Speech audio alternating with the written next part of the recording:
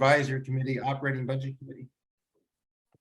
I'm calling our meeting to order on October 26th, 2022 at 10:02 a.m.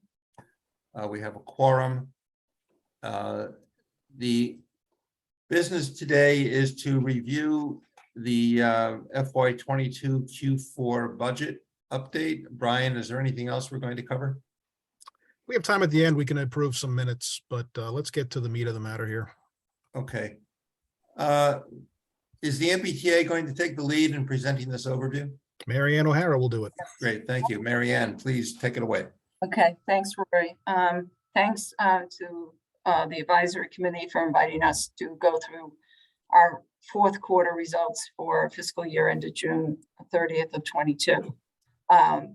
Doug Rose, who just introduced himself, is our Deputy CFO of Capital. He's here with me today to provide updates on the Q4 results for Capital. And Jillian Linnell is also here with us from our capital planning team.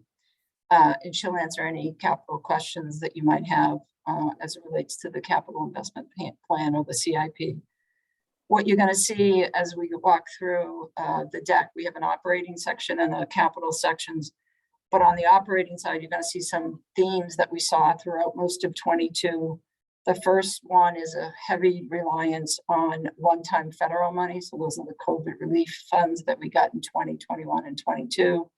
We've got strong revenue in primarily from our higher sales tax, which have done very well in 22. And our fare revenue also did well against the budget in 22. You'll also see lower expenses than budget. We'll walk through that. For the capital budget, you're going to see a full year results, and Doug will walk you through those results and compared to our annual and quarterly targets.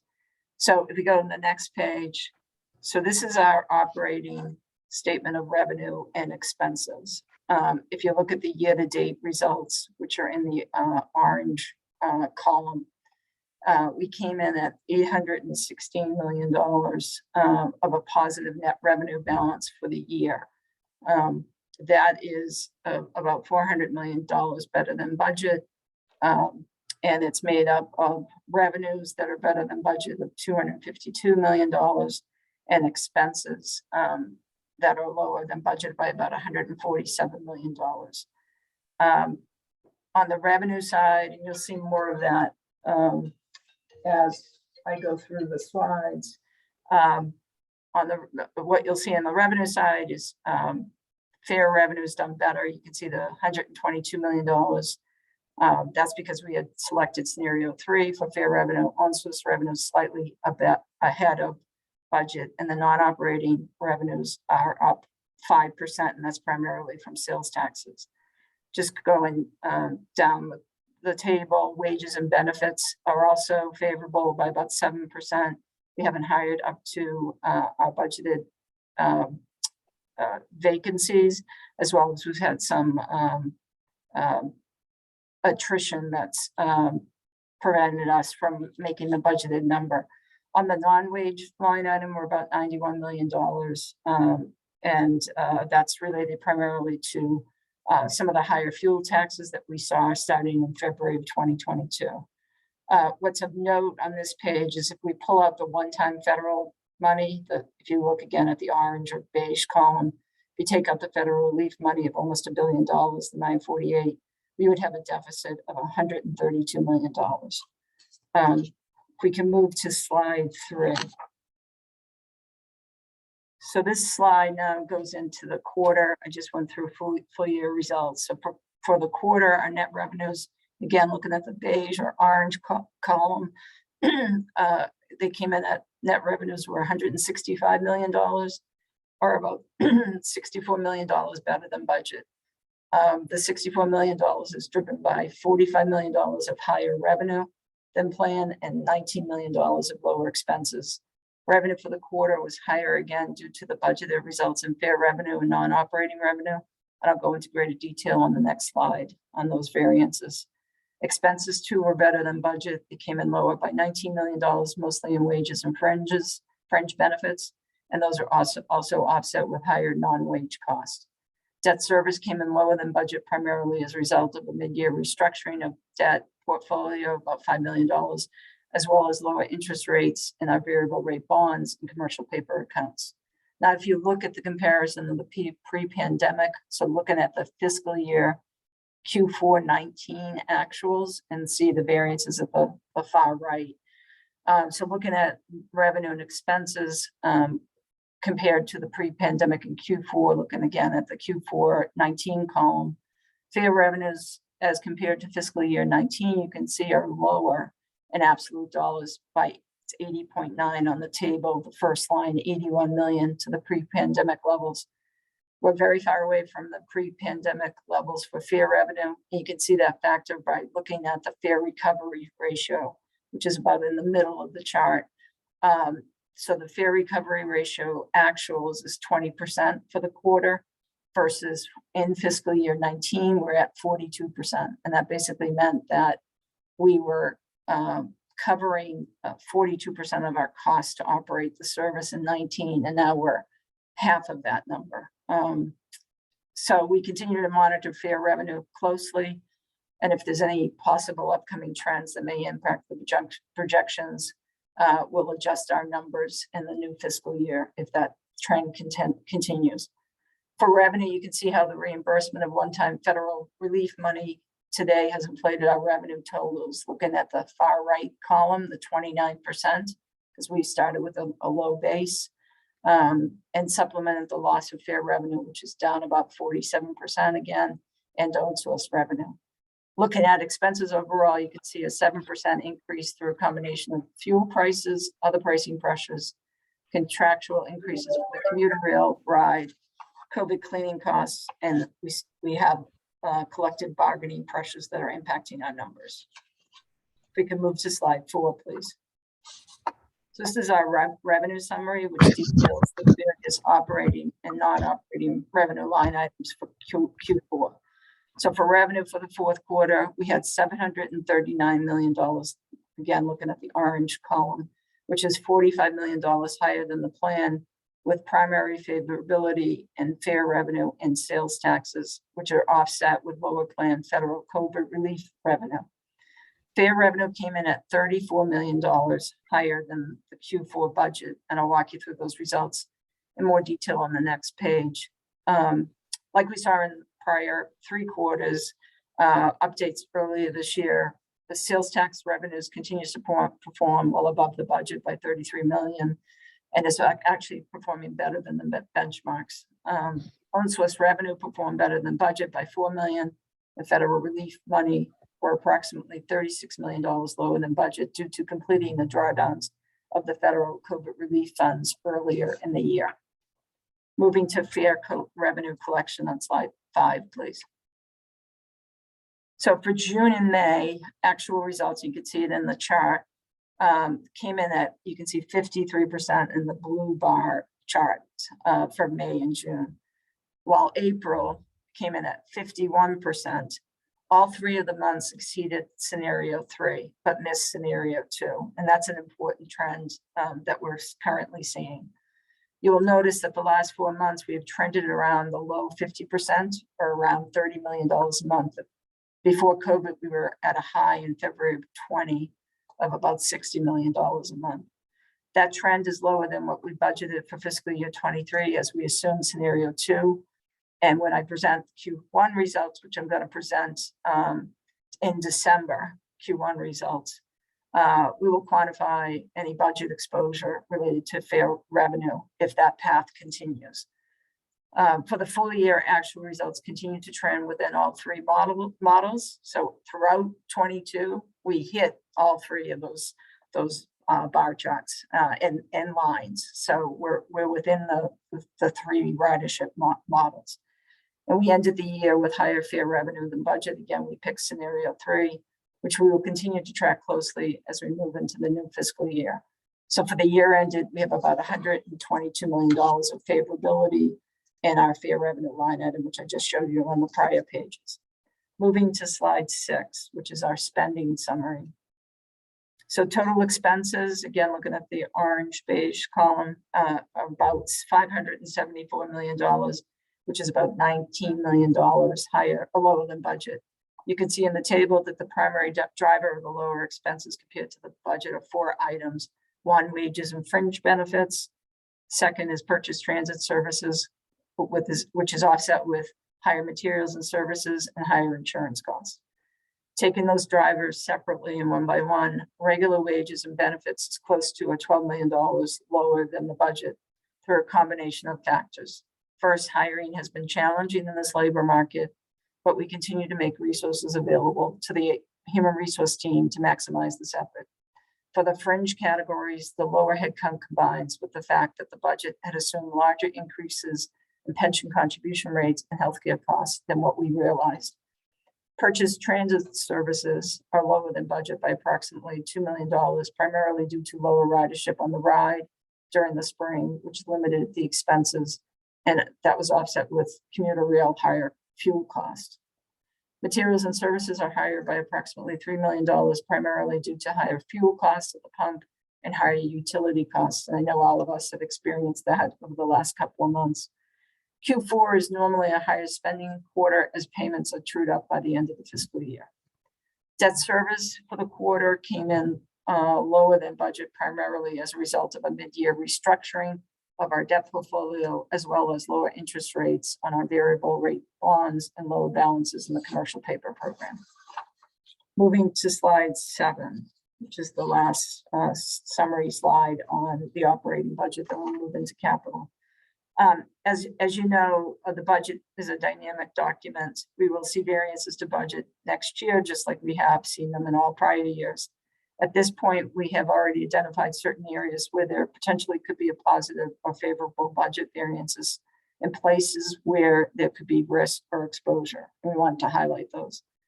3 key risks or exposures are highlighted here based on what we know when we presented the 4th quarter, which was in September.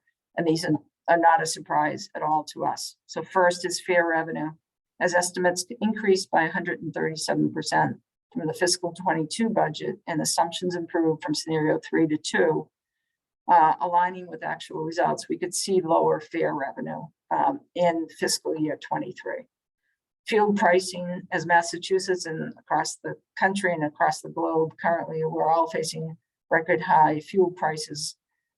Transit agencies are also experiencing that, and we expect and have planned for higher fuel prices at the pump for the fiscal 23 results. Inflation, again, we're all experiencing that. As the Boston area saw the consumer price index rise by more than 7% over the last year, our expenses could increase. At the same time, there could be some positive or favorable variances to our budget as well, perhaps even fully offsetting any of the risk or exposures that we've noted. Moving to sales tax revenue, our potential opportunities or favorability to the budget. If actual collections come in better than our sales tax targets and benchmarks, we could see higher revenue. Our FEMA reimbursement, this is a reimbursement on our COVID cleaning costs, COVID PPE. Getting that reimbursement for our revenue line item has been a lot slower than I had expected. So we could see some of those funds move out of 22 and into 23. And we've been watching that very, very closely. But the timing of when that money comes in is not certain. But if it comes in earlier, that would be helpful to our bottom line. And then on wages and benefits, even with targeted investments for our human resources group to hire and increase headcount as quickly as possible, we have a challenging labor market, shortage of people, which may cause variances as they have been in prior years, lowering our wages and benefits expenses.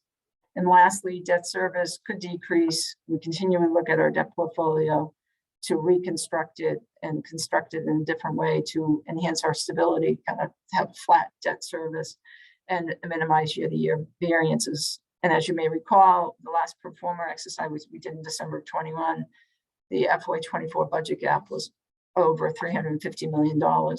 And I'll be presenting the updated pro forma and right now it's planned for the November 3rd ANF committee and the November 17th board presentation. So I'll pause. That's the end of the operating budget. And Brian, I can take questions now. We can continue with capital and take questions at the end. I think it'd be helpful to stop here for a moment because a lot of information has been presented. Sure, happy. And actually, I'd like to start with a couple of questions and then just recognize different members of the committee. One is, so you're in a surplus situation for this year, really due to federal aid, which I take it as one-time money.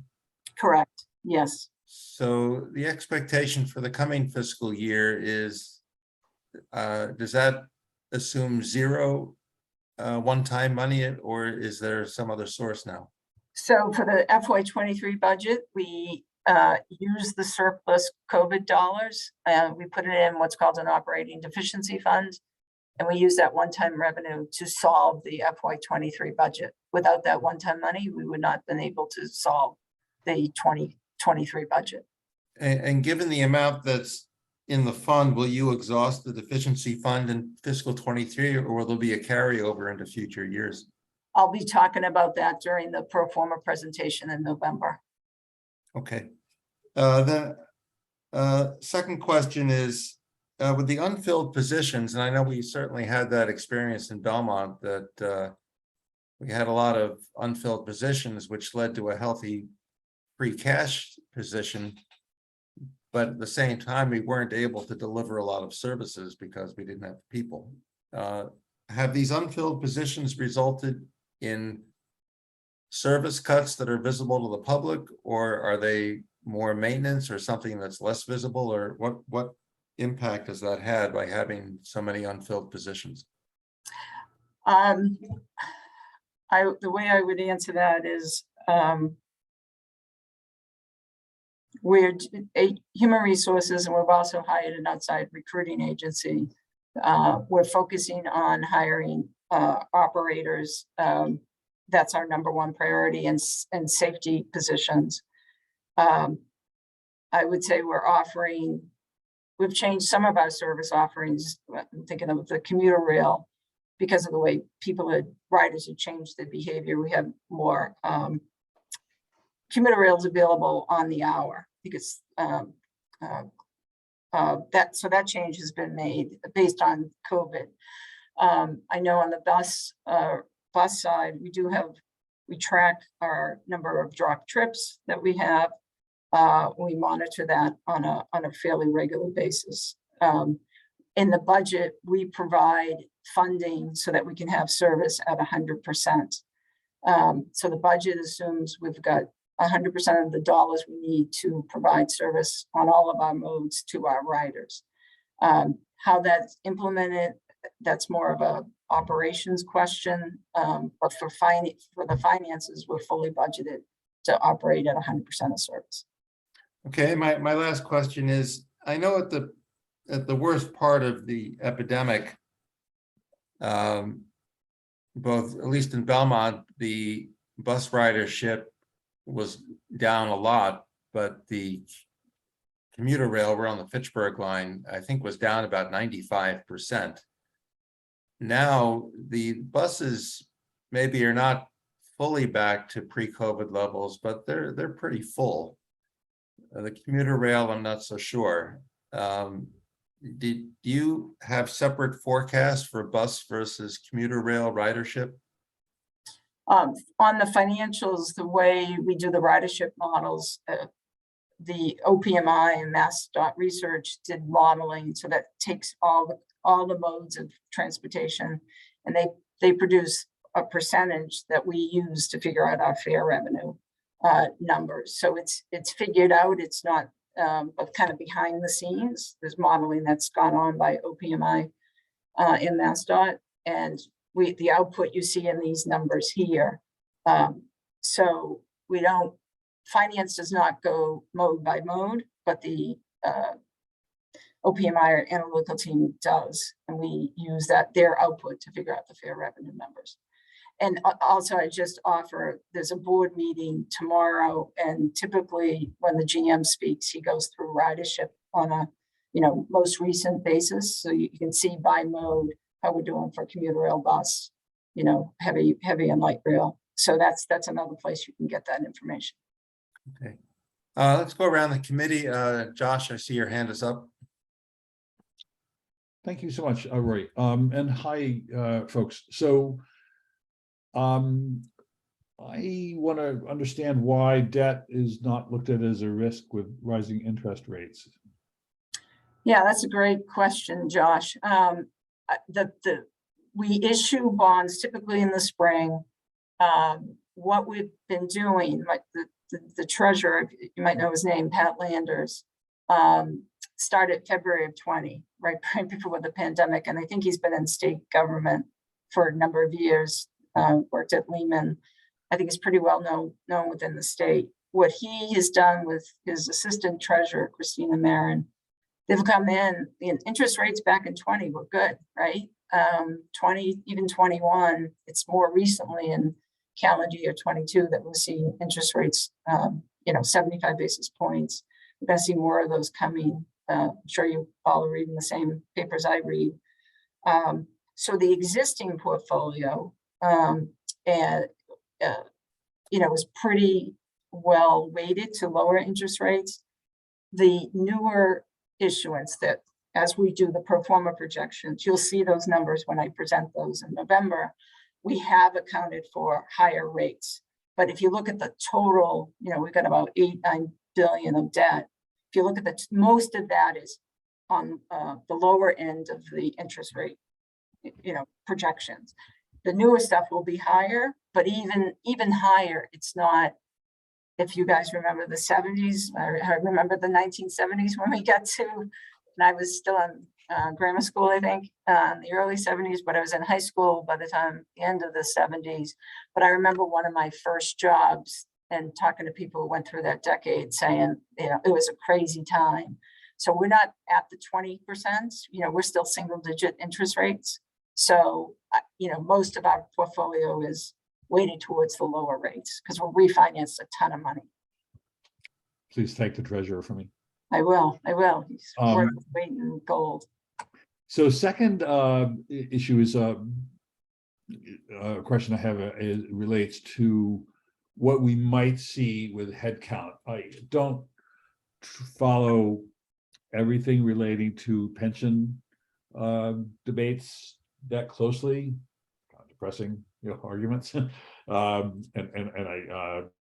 has advised us that and others that a lot of this is blown out of proportion. But I am concerned, and Brian, you and I haven't had a chance to talk about this, but a recent decision may accelerate an exodus, which would be really unfortunate. We need more people to T, not fewer.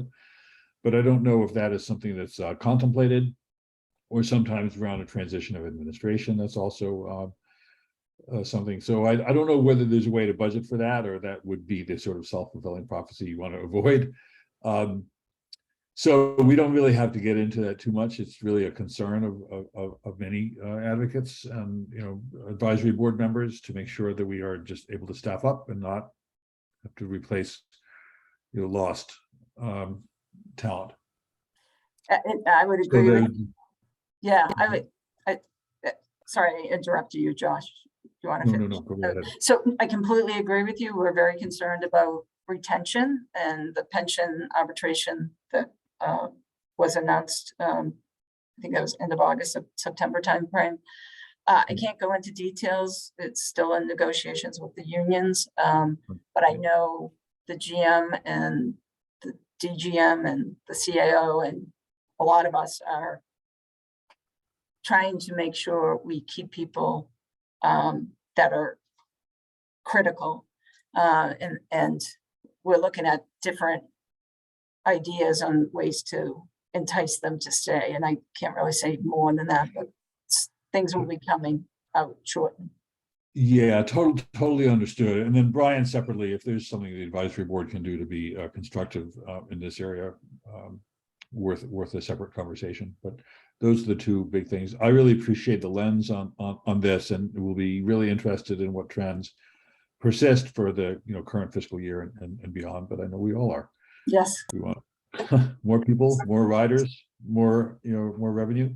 Yes. In a time of enormous challenges. So appreciate the presentation. Thank you. Next hand is Duncan Allen. Yeah, good morning. Thank you, Marianne, for bringing us all this information. I was just going to suggest a little bit of a deeper dive. I'm sure you don't have numbers ready at hand, but we've certainly observed with a number of our transit clients that the longer distance, long commuter rail, commuter bus modes are definitely lagging in terms of recovery, and there's some pretty good indication that the new normal may never be kind of what it was. And I'm just curious, I know that when scenarios 1, 2, and 3 were developed, there were differential assumptions built in for the different modes, and it seemed like a very good, whack at things when it was done. I'm just curious whether there's any plan to revisit that. You noted that, the aggregate number crossed the scenario boundaries a couple of times, and, our speculation at this point would be that that's because one of those scenarios might have been a better fit for commuter rail than for the other modes. And I'm wondering if there are any plans to kind of revisit that exercise now that some pretty clear patterns of recovery are evident, comparing the T to, Philadelphia or Chicago or Toronto or something. And I'm just curious whether there's something in the cards to kind of revisit those scenarios. So it's a great question, Duncan. I'll be presenting the Q1 results. So we just closed September end of last week. So we're putting together a Q1 update for the A&F subcommittee and the board. So that'll be sometime in December.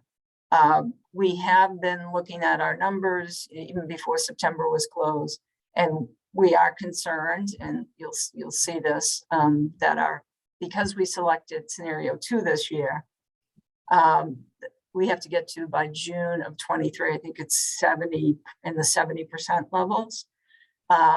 And I just showed you, April, May, and June, and that was more like the 50% levels. Yeah. So, and you all know July's not a big month. There's a lot of holidays, vacation, same in August. Mm-hmm. September, typically you see people coming back to school and our ridership go up. We're also very curious how October lands, because I think that would give us another indication. So the thought right now is we will present Q1, and then with our OPMI, the analytical team, depending upon how the first quarter goes and probably October, that will help inform maybe a reboot of the ridership models sometime in the winter. But that hasn't, we're talking about it, but we haven't engaged with them. So that probably in the winter is when we will look at it. But I was just wondering if that was on the radar screen. It is. Okay, great. Thank you. Deborah Roberts. Thank you, Chairman Roy, and thank you, Marianne, and hi to everyone. It's being the last of the questionings, it's all of those questions, most of my questions have been answered, but I do have 2 questions. One is related to collective bargaining and how it relates to your vacancy and attrition. So are the people that, for those positions that are vacant and the people that are leaving, are they under the collective bargaining, or are they outside of that? So regular staff like leadership, directors and above. And what is the outlook on collective bargaining? You didn't provide a level of detail on that, but what we're seeing in Stoughton is that some are having discussions about being increased salaries a little bit more than normal to retain the employees, but then some are just staying stable. But what are you seeing, and what are you anticipating going forward in your performance? Yeah. So on the vacancy question, I think the question is what types of people are leaving, and it's operators. No department is immune from staff leaving. Like I've had it, like The bus operators are always a challenge to keep those people, staffed up. So it's a combination of operators and administrative staff. Again, I think we're very similar to other transit agencies that they're experiencing the same sort of labor shortage. And then you asked about collective bargaining agreements. For the collective bargaining agreements increases that we know, we put those into the pro forma projections. And we usually have like a 1.5% to 2% growth on wages in the pro forma. So I'd expect that similar rate in the presentation I give in November. So collective bargaining, 589 is our biggest union.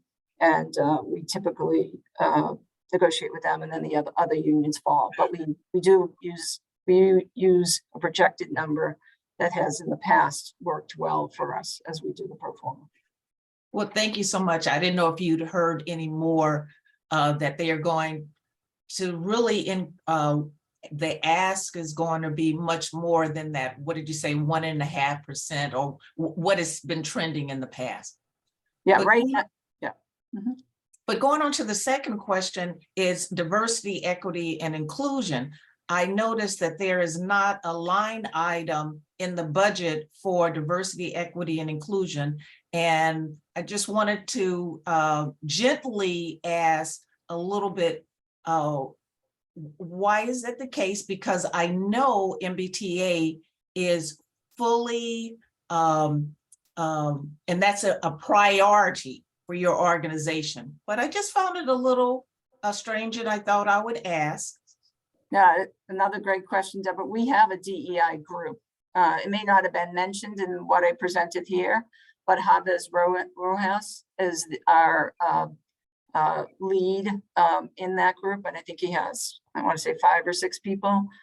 We do have a department budget for that, and I can give you that information separately or later on, aside from this presentation. Thank you very much. That would be very helpful. Okay. Thank you all. Mary, I know you want to get onto the Capitol. Let me just ask you one last question. Given the inflationary situation, which I'm sure is creating issues for the collective bargaining discussion, is there any contemplation of adjusting fares in the coming fiscal year? We've talked about it. I don't think the final decisions have been made because I'll be doing the budget presentations, starting in January and February. But in the models that you're going to see, there's no fare increases projected in those numbers, but that could change. Okay. All right. Are there any other questions for Mary Ann, or should we move on to Capitol? Capitol, please. Yeah, I see no hands raised. So Mary Ann, back to you. Okay, well, I'm going to turn it over to Doug, who's going to walk through the Q4 results for Capitol. Great, thanks, Mary Ann. So can you see the Capital Program Review title slide right now? We can. Okay, great. So good morning, Advisory Board Committee members. So during this presentation, I'll be reviewing our progress on the Capital Program Q4 of FY22. I'll begin with a review of the financial results, and then I'll highlight a number of our key achievements over the fiscal year. The achievement slides are not intended to be exhaustive, but provide representative examples of the type of work that underlie the financial results you'll see presented today. So moving to slide 9, the total capital investment for FY22 finished at $1.61 billion, $1.1 billion of which was on reliability and modernization projects. So those are those projects that improve the safety and reliability of the existing system, while $493 million was for expansion projects, namely GLX and South Coast Rail as the largest. This result is in line with our projections from last quarter and represents a tremendous achievement in a year where we've grappled with rapid inflation, extended lead times due to supply chain issues, and an extremely tight labor market. The MBTA remains committed to sustaining the increased level of investment we've made in the system over recent years and to continue to improve the safety and reliability of the system through this increased dedication and investment. Moving to slide 10. So capital spend for the fourth quarter was $436 million. This is an increase of 23% from the prior quarter, Q3, but 36% below Q4 of FY21. Many of the same trends discussed throughout the year, such as supply chain disruptions, resource shortages, and cost uncertainties, have continued to persist throughout the fourth quarter, and we expect to stay with us through much of FY23.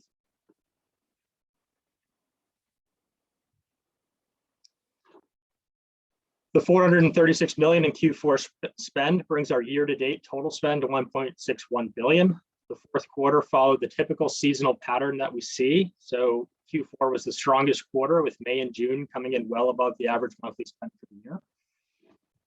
So you can see on this slide, we've programmed $2.65 billion for the year. Each quarter, we go out to project managers of all of our capital projects and ask for quarterly cash flow updates. We generally see this downward revision throughout the year, and then final results tend to mirror that downward progression throughout the year. So for some context, looking at FY21, we followed a similar pattern with similar seasonal effects and revisions to cash flow forecasts. So final spend for FY21 was 1.93, compared with 1.68 billion in FY. So taking a look at our breakdown of spend by priority. So 1.1 billion of our spend has been in projects of the reliability and modernization priorities. Again, so these are investments in the safety and reliability of the existing system. And then 493 was spent in expansion projects. So as in the past, expansion projects, which are fewer and skew much larger, spent more in line with their forecast throughout the year than the reliability and expansion and modernization projects. I'm sorry, can you back up a slide? It's a little bit hard to read. Is that saying that the actually I can't read the labels on any of the vertical bars? Okay.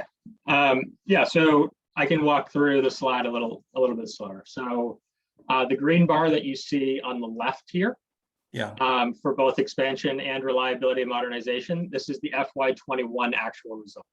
Okay, I'm sorry, it's just very faint on the screen. Yeah, apologies. The next bar in blue is the FY22 programmed amount. So this is the amount that was programmed at the beginning of the year through the CIP. Okay. The gray here is our FY22 spend target. So that we set a spend target of 2 billion for the year. So this is the breakdown of that 2 billion across the different priorities. And then the dark blue bar here is our actual results for the year. And is that a full year result? Yes, that's correct. So does that mean then that the FY22 actual was about half of the budget amount, or how does the 1113 compare to the 2036? Yeah, so that's exactly right. So actual spend came in 45% below what was programmed in the CIP. So the CIP is a financially constrained document and is not necessarily the depiction of what we expect to spend throughout the year. So as an organization, we would like to get the actual spend as close as possible to the CIP programmed amounts. However, for several operational reasons, other than finances, that number is lower. So essentially, what is the realistic amount that we expected to spend? We never thought that we were going to be able to spend the full 2.6 billion. Our target was 2 billion, and we came in at 1.61. So sorry to interrupt so much, but then what was then the original budgeted amount, and does the unspent amount automatically carry forward into the next year, or is that lost, so to speak? So it is not lost. It does roll over. So any amounts not spent in the current fiscal year roll over into the following fiscal year. So the budget, if thinking purely about the funds that were available and are programmed out to projects for the year, was 2.6 billion. So that would represent the absolute financial max that we could spend throughout the year. Now, actually spending that amount, it takes a lot of other pieces to fall into place, right? So the projects themselves can be set up and funded and in place, but then you need to put into place all of the contracts that underlie them. And then there's always a lag time to actually getting the contractors and the spend of those contracts up and running. So we're also facing a number of other constraints. So access to right-of-way on the existing system is always a challenge. And then also the operational resources required to support some of these capital projects have been a challenge as well. So I'll talk some more about some of these challenges. On the procurement side, things have not gone as smoothly as typical. So with the inflationary environment that you've alluded to, we've seen more and more cost uncertainty. So as we're going out and bidding contracts, we're often being surprised by, even relative to our recent independent cost estimates, we're often surprised by the results that we're getting back from contractors. So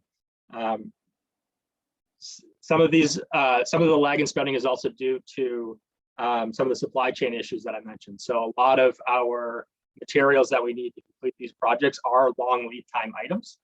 So things such as, rail, signal equipment. So thinking about some of the known issues around, semiconductors and chip manufacturing, all of those things have had impacts. In addition, we have a global supply chain, right? So thinking about our vehicle program, some of our largest contracts and manufacturing is coming out of China. And, that's a country that is continuing to see large lockdowns, which is continuing to add to some of those delays. Okay, sorry to get back on track now. No, absolutely. Hi, before we go Sorry, on, Deborah, do you have one more question? yes, on that same thought process, just to be clear for me, reliability and modernization, does that, because in the news, we're talking about the breakdowns of the orange line and on and on. So do you have a priority in relation to a priority of projects in relation to reliability and modernization? I just want to be clear. What are we talking about exactly? Yeah, that's a good question. So reliability and modernization would be any project that is out on the existing system. So those are projects that are going to be contributing to the safety and our service commitments. So thinking about specific programs within the priorities, we have track power signals, we have stations, we have our maintenance facilities would all fall under reliability and modernization. Can I just add a question to that? Sure. What percent of the reliability and modernization CIP and actuals were the new subway vehicles? Because I assume they're not under expansion, they would be under reliability. So how, Yeah. I would imagine a good portion of the decline from what you programmed to actual is probably been the delay in those vehicles. Yeah, so that's nearly a $1 billion project. So it makes up, Jillian, jump in if I'm off on any of this. I don't have the numbers directly in front of me, but it makes up about 40% of the overall CIP that we've been programming. 40%, you said? Yeah, so 40% is generally under the vehicle engineering team, which focuses on procurement of new vehicles. Right, So that's not just the red and orange line vehicles, but broader, including commuter rail, buses, paratransit. Yes, but that's typically about 40% of the total CIP over the 5-year period. Thank you.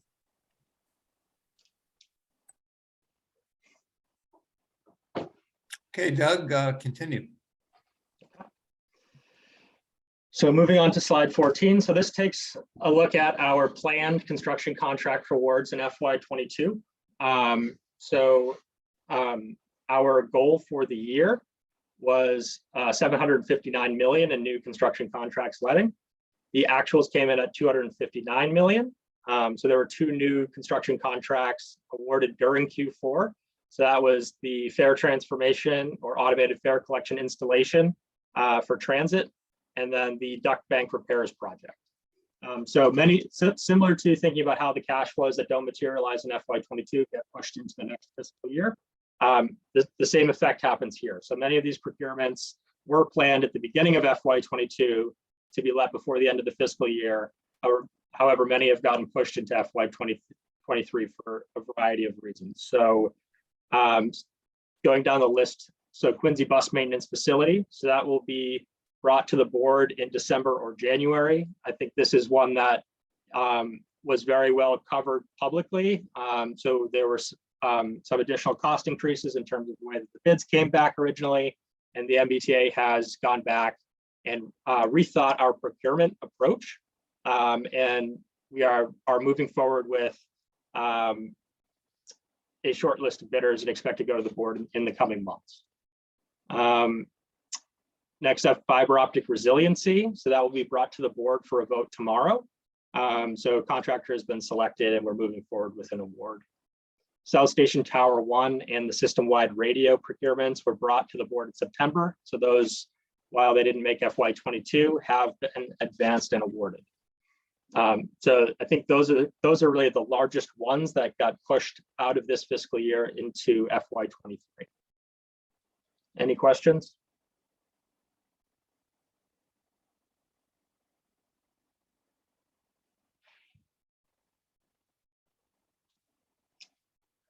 Okay, so the next 2 slides really just go over some of the actual achievements of the year. So getting away from just talking about the level of spend and investment and talking about what sits behind those numbers. So in FY22, we opened the Union Square branch on GLX and expect the Bedford branch to open in the coming months later this calendar year.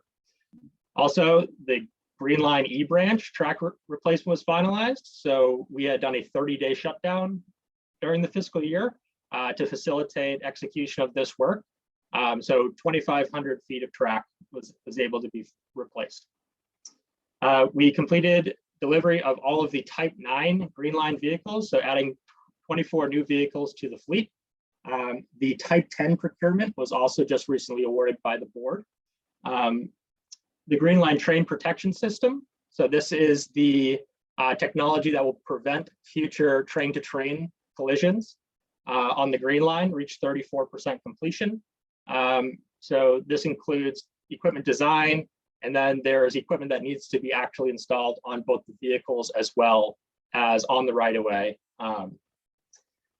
For red and orange lines, so discussing some of the vehicle replacement programs, so 40 new vehicles in service. That number continues to climb. And then upgrades to our signal and traction power substations. We've also continued improvements and upgrades to Codman Yard and Wellington Yard. So Codman Yard on the red line, Wellington Yard on the orange line. Both are nearing completion. And then finally on the blue line, there was another diversion that was executed that resulted in the replacement of 2,000 feet of track between the airport and Maverick stations. So looking at bus, we completed the new center running bus lanes on Columbus Avenue in South Boston, in the South End. So those opened in October 2021 for revenue service. We are continuing our work on the modernization of our bus maintenance facilities. So the property at 599 Bergen Parkway in Quincy, we had our official groundbreaking and construction is prepared. So we've done a lot of our early action work on the site, and that is one of the contracts that we expect to be awarded by the board in the next several months. In addition, we completed the Harvard Square busway repairs. So this was a multi-year project. So the busways at Harvard are underground and in the actual stations. So considerable infrastructure built out around those. We also opened a new fully accessible Chelsea commuter rail station. So that is on the Newburyport Rockport line. So enhancing service to our customers in Chelsea. The South Coast Rail also achieved substantial completion of early action track culvert crossing and bridge work. ATC implementation has continued to progress. So focusing on the north side of the commuter rail system. Installation and testing have been underway on Newburyport and Rockport lines, and Haverhill lines are following. We've also been moving forward on procurement of bi-level commuter rail coaches. So this is our contract with Hyundai Rotem. We are currently receiving 4 cars every other month. So these cars are being shipped over from Hyundai Rotem's production facility in Korea. Then finally, the Gloucester drawbridge replacement. So single track service was resumed to Gloucester and Rockport in May of 2022. Work on that bridge continues. So that is the picture here on the bottom right. And the second track will be coming online shortly.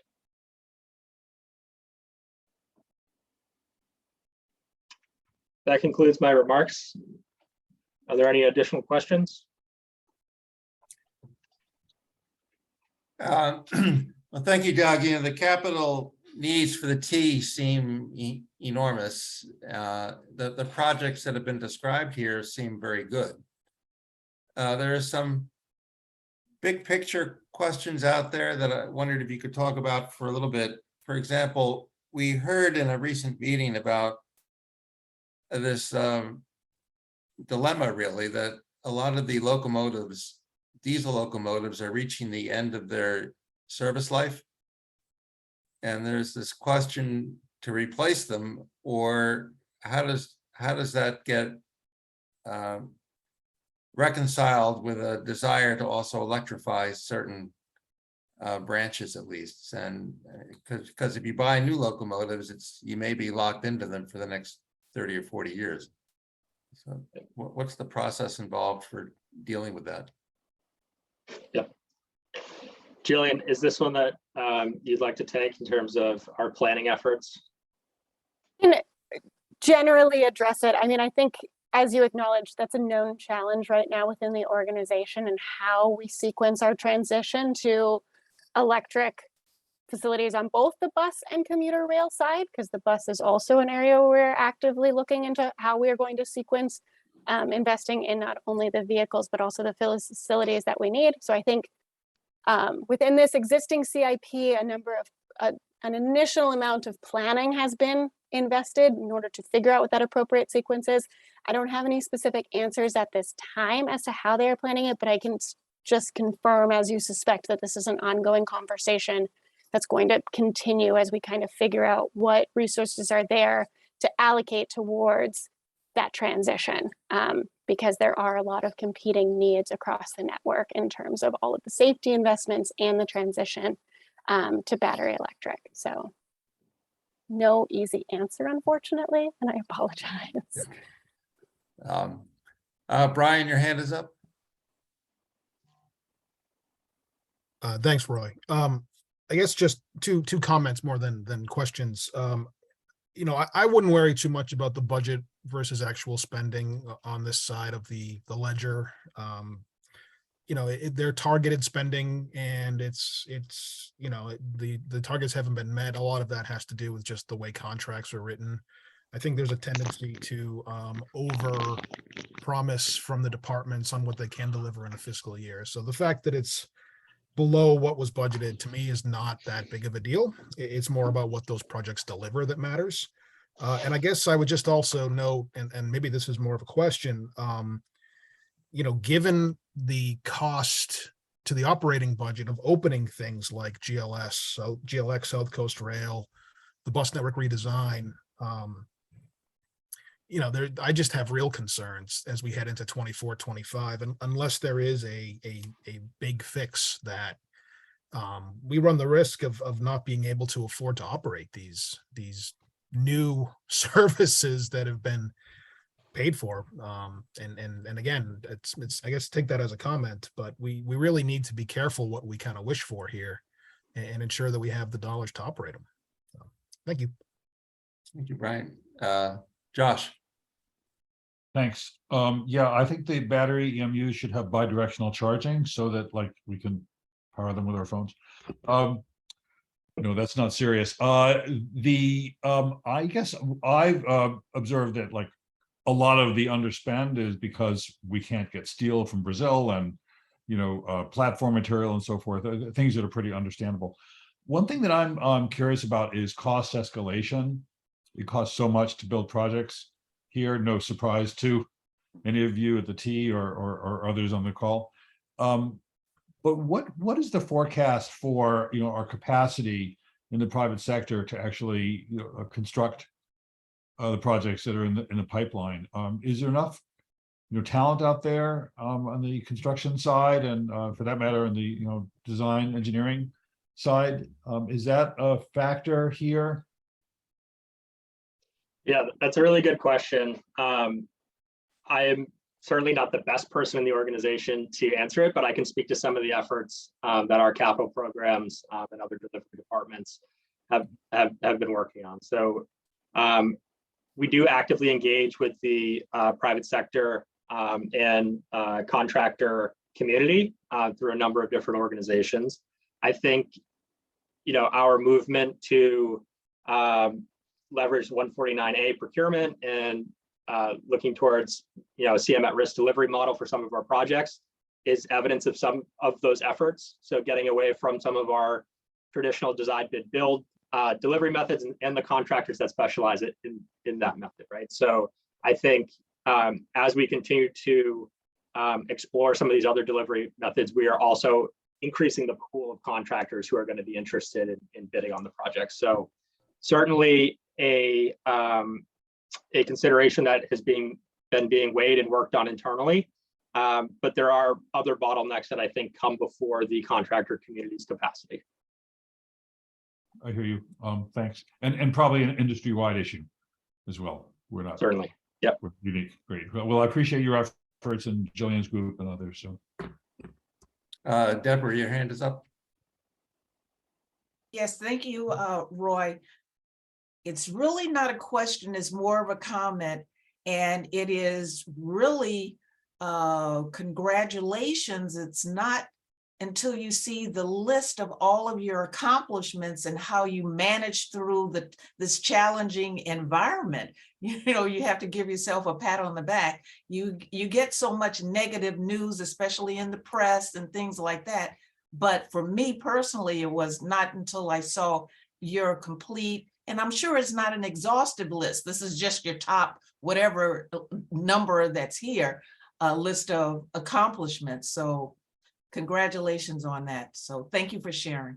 Very good presentation. Thank you.